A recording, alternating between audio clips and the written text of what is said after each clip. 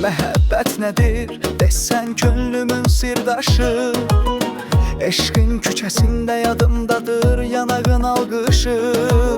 Bir şeir yazmaq istəsəm titrəyək əllərim, səni sevirdim məhəbbətim gizlicə dərim. Gizli görüşlər bax hələ də xatirimdə, o sevinclə dolu günlər var könlümün içində.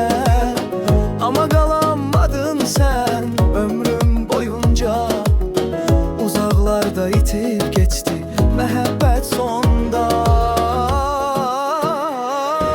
Kimdi günahkar bilmirəm, bilmirəm, adını çəkəndə susuram, ölmürəm.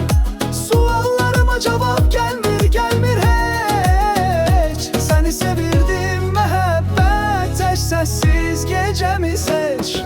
Kimdi günahkar bilmirəm, bilmirəm, adını çəkəndə susuram, ölmürəm. Suallarıma cavab gəlmir, gəlmir heç. Səni sevirdim məhəbbət tək səssiz gecəmi seç.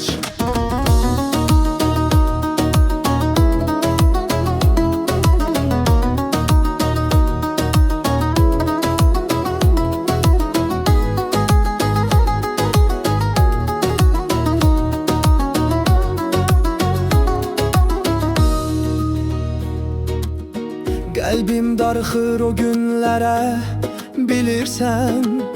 Kaş ki bir anlıq geri dönsə, deyirsən. Yanındayam deyib qucaqlasan məni, uzaqlarda qaldı eşqim, aldın nəfəsi.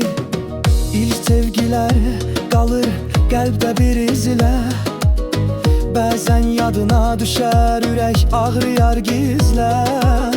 Herkes yaşayır bunu bir ömründe, sen hatire oldun kaldın kalp derinliğinde.